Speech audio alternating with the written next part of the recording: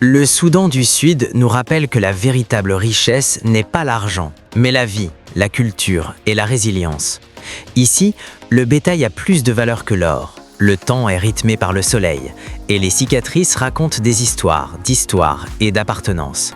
Malgré les difficultés, les gens vivent dans la joie, chantant, souriant et trouvant un sens à la simplicité. Le peuple sud-soudanais célèbre la vie par la danse, le chant et les sourires, même au milieu des épreuves. Leur résilience s'est forgée au cours de plus de 50 ans de guerre, menée non pas pour la richesse, mais pour la liberté, l'identité et l'indépendance. Des millions de personnes ont péri ou ont été déplacées, et pourtant, l'espoir a persisté. La plus jeune nation du monde, les rues détrempées par la pluie résonnaient de chants et de larmes, le ciel semblait embrasé par l'émotion, et pour la première fois, le peuple a goûté à quelque chose qui ressemblait à la paix. Mais créer un pays à partir de rien n'est jamais facile. Il est né accablé de dettes, sans route ni hôpitaux, et avec des blessures encore ouvertes. Pourtant, le peuple a choisi de persévérer, sachant que certaines blessures ne sont pas guéries par le temps, mais par le courage de recommencer. Depuis lors, chaque lever de soleil au Soudan du Sud représente bien plus qu'un nouveau jour. C'est une seconde chance. Nous sommes ici pour témoigner de la réalité, pour comprendre un lieu qui brille non pas par sa beauté, mais par la force de son peuple. Au cœur de l'Afrique, sur les rives du Nil Blanc, se dresse Juba, la capitale du Soudan du Sud.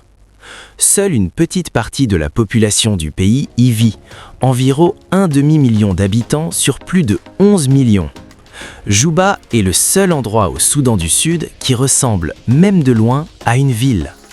Quelques bâtiments s'élèvent au-dessus de la poussière, quelques hôtels de luxe se distinguent, et une seule route goudronnée relie les principaux quartiers. Rien ne semble achevé, et pourtant, tout semble prêt à commencer. L'aube à Juba est vibrante de mouvements et de couleurs. Des femmes transportent de l'eau, des vendeurs préparent du thé et des enfants jouent au milieu des étals animés du marché. Des marchés comme Konjo Konjo fourmillent de langues, de marchandises et d'énergie, reflétant une ville tiraillée entre son passé et la promesse de l'avenir. À l'approche de la nuit, les tambours résonnent dans des quartiers comme Goudélé et Mounouki, rappelant à tous que la musique est ici bien plus qu'un simple divertissement. Elle est mémoire, gratitude et résilience tissée dans le son. Chaque rythme devient une prière, chaque danse un acte de survie. Juba nous rappelle que le renouveau n'exige pas la perfection, que même au milieu de la poussière et des cicatrices, la vie s'obstine à aller de l'avant. Mais au-delà de Juba, là où l'asphalte disparaît, un autre Soudan commence. Une terre de poussière et de boue, d'immenses étendues et de persévérance. Au-delà de la capitale, le Soudan du Sud devient calme et rural, où les villages vivent au rythme du soleil et du Nil et où la vie se poursuit sans électricité ni connexion fiable avec le monde extérieur.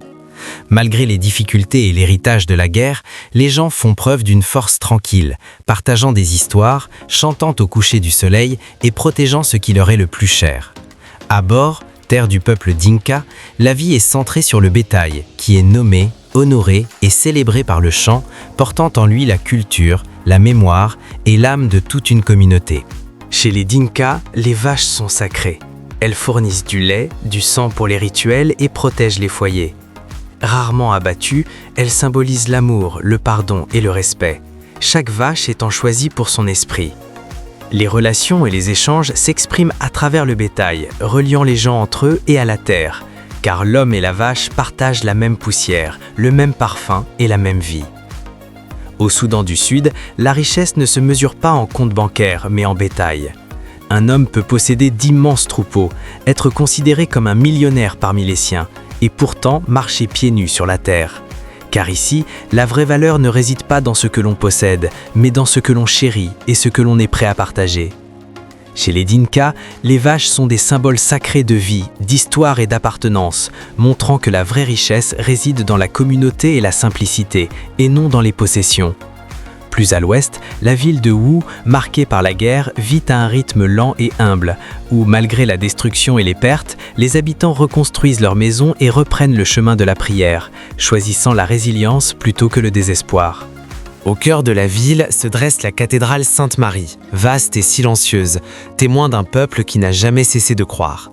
Chaque messe est une célébration, chaque hymne une prière pour ceux qui ne sont plus là. Dehors, des enfants jouent au football avec des ballons faits de chiffon, des vendeurs crient leur prix et la poussière se dépose partout, comme pour nous rappeler que rien ici ne disparaît jamais vraiment. Wo n'est peut-être pas riche, mais elle incarne ce que les Sud-Soudanais font de mieux, recommencer. Entre foi et nécessité, entre ruine et espoir, la vie à Wo avance, lentement, humblement, mais avec persévérance, tel un battement de cœur qui refuse de s'éteindre. En remontant le Nil Blanc vers le nord, Malakal, autrefois le principal port fluvial du Soudan du Sud, a été dévasté par la guerre. Et pourtant, la vie y persiste, tandis que la ville se reconstruit lentement. À l'est, au-delà du Nil, s'étend Boma, une terre où la nature règne en maître, et où des communautés comme les Murles et les Aniouak vivent en harmonie avec les saisons, guidant leur existence au rythme de la terre et du ciel. Le lever du soleil marque le début du travail, et le coucher du soleil rassemble tout le monde. Chaque jour se déroule selon un rythme qui respecte la terre. Le silence qui s'installe au crépuscule, l'attention avant l'orage, la gratitude qui suit la pluie ou les récoltes. Dans les villages, les maisons sont construites en terre et en branches, disposées en cercles qui reflètent l'unité de la communauté. Personne ne vit isolé. Chacun participe à une vie partagée, faite de nourriture, d'histoire et de destin commun. Les décisions importantes sont prises sous de grands arbres, où les anciens se réunissent pour discuter et où les jeunes écoutent en silence. Le respect n'est pas imposé, il s'apprend. La vie quotidienne s'écoule entre le gardiennage des troupeaux, les rituels et les chants autour du feu. Les histoires ne sont jamais écrites, elles sont transmises oralement, et à travers elles, le passé continue de vivre. Le parc national de Boma est un vaste sanctuaire où les hommes, la terre et les animaux vivent en harmonie. Et la deuxième plus grande migration d'Afrique nous rappelle que la vie rétablit l'équilibre même après le chaos. La véritable sagesse réside dans le fait de vivre avec la nature et non contre elle. Plus au sud, Torit, berceau de la rébellion du Soudan du Sud, porte en elle l'histoire et l'espoir. D'anciens champs de bataille sont devenus des écoles et les rires des enfants remplissent désormais les cours autrefois occupés par les armes. Depuis Torit, la route s'élève vers le mont Kinyeti, le plus haut sommet du Soudan du Sud. Culminant à 2600 mètres d'altitude, il est enveloppé de brumes et abrite des forêts et des oiseaux uniques au monde.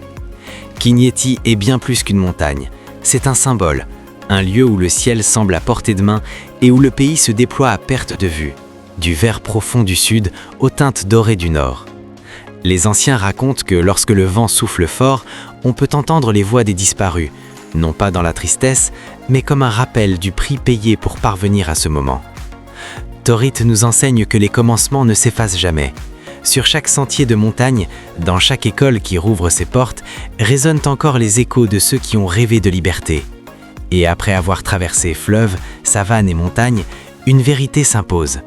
Le Soudan du Sud n'est pas seulement une jeune nation, c'est un cœur qui apprend encore à battre. Ici, chaque lever de soleil est un acte de foi.